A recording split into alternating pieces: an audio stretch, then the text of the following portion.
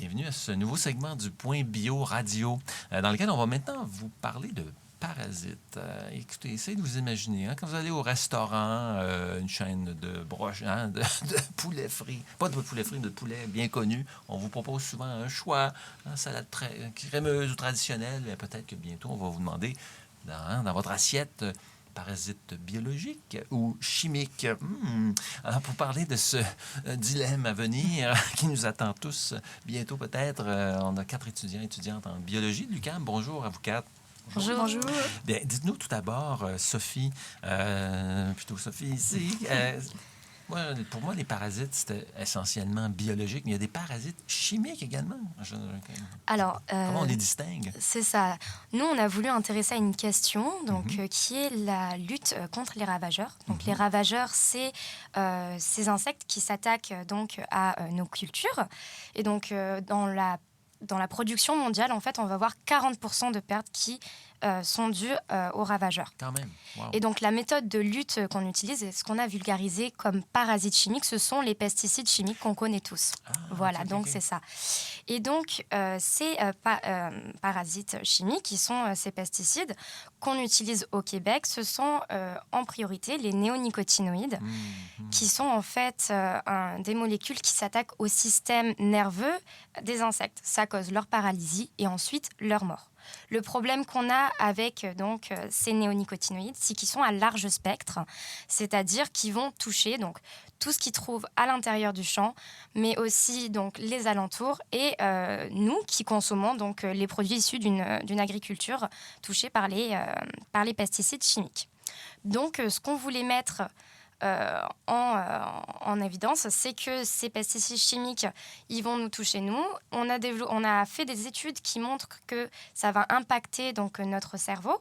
Donc, ça touche, en termes de santé publique, ça nous touche, mais également tout l'écosystème qui se trouve autour, donc les abeilles qui nous sont essentielles, les oiseaux, les vers de terre, et j'en passe.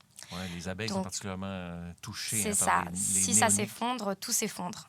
Donc, c'est un grand sujet. Et donc, nous, en face de ça, on vous présente les parasites biologiques. Donc, plus précisément, on va parler de parasitoïdes. Les parasitoïdes, la légère distinction, c'est qu'eux, ils vont mener à la mort de leur hôte. Et donc, il faut savoir que chaque espèce vivante a ses parasites. Donc, nos ravageurs, ils les ont aussi, ces parasites. Et c'est là où c'est intéressant, c'est qu'on peut utiliser les parasitoïdes pour réguler les ravageurs. Donc ça s'appelle la lutte biologique. C'est étudié, c'est un sujet d'actualité. Et donc, c'est une lutte qui est donc très respectueuse de l'environnement, puisqu'on va utiliser des parasites naturels, ces parasitoïdes, et qui en plus est très efficace. Et donc, c'est un petit peu la nature qui lutte contre la nature, mais pour le bien de la nature. Voilà. Non, donc c'est une lutte biologique, en quelque sorte, là, dont vous parlez, Annie-Claude. Donc, lutte biologique, est-ce que ça a un lien avec l'agriculture biologique? En fait, oui, les deux sont extrêmement similaires. Les deux, ils ont le même objectif, c'est de cesser l'utilisation des pesticides chimiques. En fait, c'est exactement la définition de l'agriculture biologique, c'est de rompre tout intrant chimique, que ce soit des pesticides ou des engrais, ce qui est super pour l'environnement et la santé humaine et les abeilles. Tandis que la lutte biologique, elle va plus être définie par l'interaction entre deux organismes biologiques, donc le ravageur puis l'ennemi naturel. Le ravageur, c'est exactement ce que Sophie vient de dire, ça va ravager nos cultures, c'est celui qu'on essaye d'éliminer. Puis l'ennemi naturel, c'est notre parasitoïde ou un autre insecte qui agit comme prédateur sur le ravageur. Comme dit bien l'expression, c'est l'ennemi de mon ennemi et mon ami. Oui. Exactement. Exactement. Puis la lutte biologique, elle se définit aussi par 2 étapes super importantes, qui est la recherche pour le ravageur puis son ennemi, puis la manipulation de l'environnement. Fait qu'en gros, ce qu'on veut savoir, c'est le parasitoïde, l'ennemi naturel spécifique pour chaque ravageur, étudier son habitat, puis étudier aussi comment on peut manipuler la culture ou l'environnement pour avoir un meilleur succès quand on va l'introduire. Puis, un exemple de manipulation de l'environnement, ça peut être la plantation de certains végétaux. Comme par exemple, il y a un végétaux qui est un peu considéré comme l'arbre magique en lutte biologique, c'est l'arbre à tomates. L'arbre à tomates. Ouais. Hein? Il va faire des tomates, mais c'est pas des tomates comme... comestibles? Ouais, ben, je sais pas si sont comestibles, mais peut-être. on peut pas... c'est pas le genre de tomates qu'on fait une sauce à spag avec. Là. OK. Mais pour une raison qu'on ignore un peu, c'est une plante qui va venir attirer énormément de ravageurs différents. OK. Fait que là, ça les enlève des cultures. Puis ils vont tous se bouffer entre eux, quoi. Ça serait le fun. Mais... Non, pas nécessairement. mais ça devient une maison pour l'ennemi naturel. Ah, OK. Parce que ça devient un peu... justement, il va parasiter le ravageur, ça va favoriser sa croissance, son mode de reproduction et tout. Okay. Fait que c'est comme gagnant-gagnant. C'est une maison pour les ravageurs, puis les ennemis naturels. C'est comme un paratonnerre ravageur, en quelque exact. sorte. Là. Ou un pot de miel. Hein? Fait que mais c'est surtout utilisé en serre, par exemple, cette plante-là. OK. Ouais. Mais aussi, qu'est-ce qui est Peut-être que le mon fun? producteur de légumes bio en avait. Ouais. C'est peut-être amusant à explorer. Puis qu'est-ce qui est le fun aussi avec ça, c'est qu'on peut le tester à la maison, la lutte biologique. Ouais. Parce que je suis pas mal sûre que si vous avez des plantes intérieures ou un potager, vous avez sûrement vu des pucerons, des tripes, des Exactement, cochinelles exact. Dans le potager extérieur l'été, oui, tout à fait. Ouais. Oui. Puis l'exemple le plus connu, c'est les larves de coccinelles qui vont manger les pucerons, mais on peut utiliser des parasitoïdes pour les pucerons aussi. OK. Puis dans le fond, qu'est-ce qu'ils vont faire, le parasitoïde, c'est qu'il va pondre directement dans le puceron. Puis quand la larve va éclore, elle va manger le puceron de l'intérieur, un peu comme Alien. Et oui, je sais exactement l'image qui me venait. C'est exactement ça. Fait que c'est possible d'acheter ça vient comme en petits sachets, puis on les insère dans nos plantes ou notre potager, puis on peut faire ça à la maison. Oups, mais c'est cruel, hein, c'est moi ça. Non, c'est moi. J'ai pas enlevé mon son. Non, c'est ça, c'est quasiment cruel, ça. C'est un... Ouais, mais en même temps, c'est cruel pour eux, mais c'est un bien pour nous parce qu'on a besoin de nos tomates puis de nos concombres. Mais puis il veut sans pesticides chimiques. Exactement. Aussi. Alors la lutte bio, c'est très clair, mais à grande échelle, Jules, est-ce que c'est une méthode de lutte contre les ravageurs là, qui est, tu sais, Annie-Claude parle de notre petit potager chez soi, dans certains producteurs bio, mais est-ce que ça pourrait être utilisé à plus grande échelle? Oui, bien sûr. C'est utilisé à grande échelle, notamment au Québec. Ouais. Au Québec, c'est mis en pratique, puis c'est aussi étudié. Okay. C'est pour ça, parce qu'en fait, il faut quand même étudier beaucoup de points de ce genre de pratique, de ce genre de méthode pour pouvoir les mettre en pratique. C'est pour ça que nous, on a interviewé notamment Éric Lucas et Marie Dottavio, qui sont deux personnes qui travaillent au laboratoire de la lutte biologique de l'UQAM. Et c'est un laboratoire qui travaille notamment sur les alternatives à la lutte chimique en optimisant le contrôle naturel. Et donc nous, dans notre article, on s'est intéressé à l'utilisation de parasitoïdes. Et Marie Dottavio a fait ses recherches sur... Trichomalus perfectus, le parasitoïde naturel du charançon de la silique. Alors, le charançon de la silique, c'est quoi? C'est un ravageur des cultures de canola. Ah, OK. En fait, lui, c'est un genre de petit coléoptère noir. Lui, dans la vie, ce qu'il va faire, c'est qu'il va aller pondre à l'intérieur des siliques de canola. Les siliques, c'est des gousses avec l'intérieur, il y a les graines de canola. Il va pondre à l'intérieur. Une fois que les œufs auront éclos, ça va donner des larves qui, elles, vont manger les graines. Et donc nous, en tant qu'humains qui cultivons le canola, qui consommons de l'huile de canola, etc., ça nous embête un peu. Non, il n'y a plus rien pour faire de l'huile. C'est ça. Donc ça nous embête un peu. Donc c'est pour ça qu'on s'est intéressé à Trichomalus perfectus. C'est deux mots très compliqués parce que cette espèce, elle n'a pas vraiment de nom commun. Donc nous, on va l'appeler Trico. Ça sera plus simple. Donc Trico. C'est sympathique. Lui, ce qu'il fait dans la vie, parce que c'est de la famille des hyménoptères. C'est une petite guêpe un peu brune. Lui, Trico, ce qu'il va faire dans la vie, c'est embêter le charançon de la silique pour le tuer, en fait. Il va venir le tuer, il va juste l'embêter. Il va s'en nourrir ou... Pas vraiment. Enfin, oui et non. En fait, il peut se nourrir des œufs du charançon de la silique pour avoir des protéines pour ses propres œufs.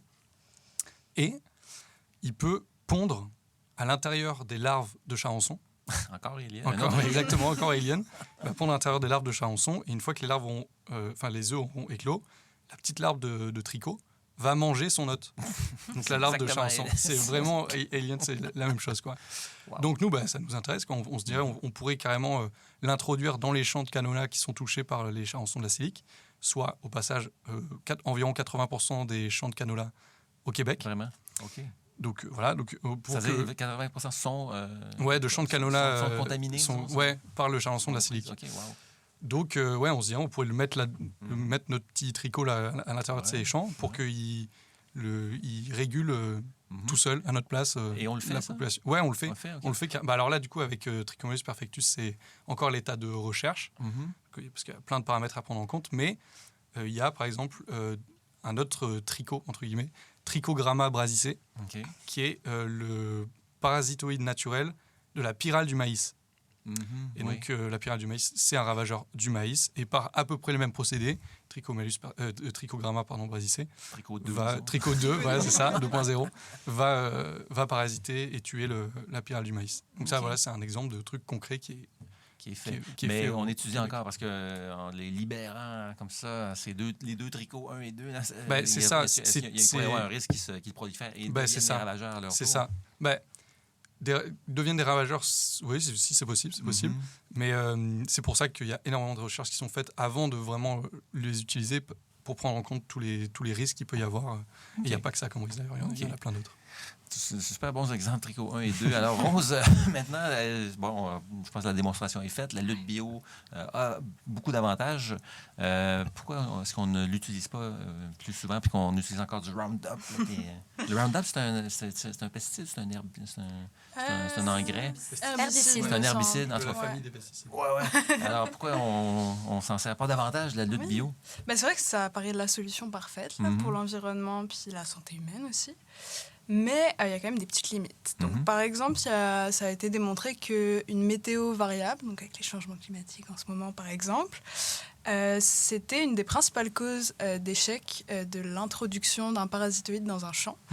Parce qu'en fait, ça arrive que le parasitoïde, dû à des changements de météo, il meurt avant d'avoir tué le ravageur. C'est quand même dommage. Ouais. Puis du coup, ça fait une perte de temps et d'argent pour l'agriculteur. Donc ça refroidit pas mal d'agriculteurs d'utiliser cette méthode, ce qu'on peut comprendre, bien sûr. Un autre petit problème qu'on peut voir, c'est que des fois, les parasitoïdes ne sont pas présents naturellement dans le champ. Il faut les introduire. C'est ça, il faut les acheter. Et comme vous vous en doutez peut-être, c'est pas la chose la plus facile de produire des insectes en laboratoire. Ça portait des élevages, carrément. Des élevages d'insectes, exactement. Puis, je ne sais pas si vous savez, mais les insectes, c'est quand même très fragile puis un petit peu capricieux comme animal. Donc, quand on les envoie par la poste, des fois, ça arrive, désolé, âme sensible, s'abstenir, mais qui meurent, qui soient blessés pendant ce transport. Tout est crapouti. C'est ça, on les reçoit, puis il n'y a que la moitié qui vole, par exemple. Par la poste, ça se fait pas. Okay. Dans le dark web, non. Non, mais c'est comme Annie disait, on peut en commander sur Internet, puis recevoir un petit colis avec des petites bébites vivantes. Mais je vois des occasions d'affaires, carrément, de démarrer des entreprises d'élevage de Tricho 1 et 2. Ça existe. Mais bon, je viens de vous refroidir un peu sur l'idée que c'était la meilleure alternative, la lutte biologique. Il y a des défis, oui. C'est ça, il y a beaucoup de défis, mais il y a beaucoup de solutions aussi. Voilà. Donc, comme Jules le disait, la recherche, c'est primordial. Donc, un des défis, c'est d'amener plus de financement pour la recherche, pour qu'on trouve l'ennemi naturel parfait pour chaque ravageur. Donc, c'est-à-dire un ennemi qui va être spécifique seulement à ce ravageur, donc qui ne va pas perturber les autres insectes dans le champ. Oui, qui ne va pas proliférer manger tout le monde aussi. Manger tout le monde, mais aussi proliférer, puis devenir comme la moule zébrée ou enfin d'autres espèces. Là. Exactement. Puis, c'est aussi faire de la recherche pour trouver des ennemis naturels qui vont être adaptés à l'environnement. Donc, je me mettais par exemple le problème de météo. Ça, c'est dû à un manque de recherche autour de l'environnement dans lequel va vivre le ravageur. Et un autre... aspect essentiel dont il faut qu'on travaille dessus, c'est apporter plus d'aide financière pour les agriculteurs. Parce que, mine de rien, faire une transition de lutte chimique jusqu'à la lutte biologique ou une agriculture biologique, ça coûte de l'argent parce qu'il y a beaucoup de pertes pendant la transition, le temps que ça... C'est plus facile, les produits chimiques. Hein? C'est plus facile, à première vue. Oui. Mais voilà, puis c'est d'ailleurs une demande qui est assez récurrente à l'Assemblée nationale du Québec, donc que les producteurs demandent, parce qu'il y a beaucoup de producteurs, c'est ça, qui aimeraient faire cette conversion vers une agriculture plus saine, mais... Ils veulent un soutien. C'est ça, ils ont besoin de soutien parce qu'ils savent qu'il va y avoir des pertes pendant un temps. Puis c'est d'ailleurs plusieurs experts et professeurs qu'on avait interrogés qui nous disaient que, bien que ça paraît plus cher dans les premiers pas, la lutte biologique, sur le long terme, c'est beaucoup plus avantageux financièrement que la lutte chimique. À long terme, oui, c'est vrai, on voit que le court terme, effectivement. C'est devenu un agro-business, donc c'est ça. On pense comme des gens d'affaires, on veut du rendement à court terme. Mais voilà, donc on comprend que pour une recette parfaite de la lutte biologique, les ingrédients secrets, c'est donc une aide financière pour la recherche, mais aussi pour les agriculteurs. Et oui, c'est encore une question d'argent et de prise décisionnelle du gouvernement. Qu'est-ce que le gouvernement attend, Sophie? Oui, justement, Ce qu'on attend du gouvernement, c'est des prises de décision. Justement, comme Rose l'a dit, au niveau financier, on a besoin d'un réel soutien pour les agriculteurs. Mais aussi, le problème qu'on a en parallèle, c'est les lobbyistes du pesticide qui sont bien là, bien présents et qui, chaque année, nous annoncent des nouvelles vagues de ravageurs. Donc, on a des agriculteurs inquiets qui vivent par leur récolte. Donc, et justement, on a le nouveau produit chimique. C'est ça qui va vous sauver pour l'année prochaine. Donc, c'est un peu un cercle vicieux qui serait bon de briser au niveau gouvernemental. Donc, comme je disais, par exemple, les néonicotinoïdes, ils sont interdits maintenant en Europe.